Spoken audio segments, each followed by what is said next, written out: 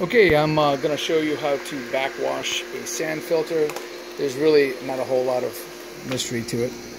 In this case, we can just shut down the light switch here, which is also your pool pump, and we can depress this valve. And the way that we were always taught, whether there's any credit to it or not, I don't know, but I've never needed to find out. You turn it clockwise and only clockwise. Make sure your valve is seated, and once it's in the clockwise position, you trace your black backwash line just to make sure that somebody hasn't put a valve in line. Sometimes they'll do it because the spider gasket inside here leaks, and when it leaks, water slowly discharges out your backwash line while the pump is in filter mode. People don't know why it's happening, and they say, well, let's go ahead and put a valve here and stop the water. And that fixes the problem temporarily, but your spider gasket inside is still not working correctly, right? So it's not sending water exactly where you want it to be sent. So you've got filter, which is what cleans your water.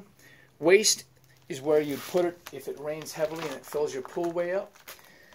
Closed just means that it's like a valve, and if you ever turn the pump on in the closed position, you're going to pop this multi-port apart, and it's not a good thing. Backwash sends the water back through the filter in the opposite direction, stirs up all the sand, and gets it out to the line. In this case, this line goes all the way out, and we'll look and you can see how the water is really gummed up. You can watch the progress just by looking through this sight glass, and you'll see the water cloud up. All right. In recirculate mode, you put the valve here. Okay, well, let's just do it. That's the recirculate mode. Now what's happening is water's coming from the pool into this multi-port, bypassing the filter 100%. It's never going through it. Goes straight through the plumbing and right back into the pool. And there's times that we add chemicals to the water, certain chemicals like clarifiers or flocking agents, and we'll want to bypass the filter. Stop leak is the same thing. Okay, rinse. Okay, so let's make believe that we go to backwash mode. We run it for about 30 seconds to 60 seconds. Usually it'll get the water clean. Then we'll stop the pump. You never want to rotate this valve while the pump is in motion. You always stop the pump and then rotate it to rinse. Turn the pump back on, and any residual junk that's from the inside the filter that might still be in these lines somewhere gets flushed out of the backwash line. When that line goes clear in the rinse, then you shut your pump off, depress it clockwise back to filter, turn your pump back on, and now you're filtering.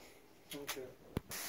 And in this particular house, we have the backwash line act as kind of a sprinkler, and it just shoots the water straight out. We have a bunch of holes drilled probably about 4 to 6 inches apart, and you can start to see that the water gets a little bit cloudy.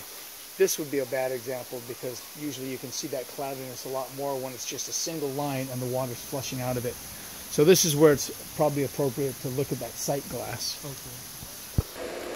Okay. So we've been backwashing now for about, I don't know, 30, 60 seconds. There's a little bit of cloudiness to that sight glass, so I'm going to give it probably about another 30 seconds. Then I'll stop the pump, put it in the rinse, turn it back on, and once the water stays clear for 10 to 15 seconds, I'll stop the pump, put it in filter mode, and then we're ready to service the pool.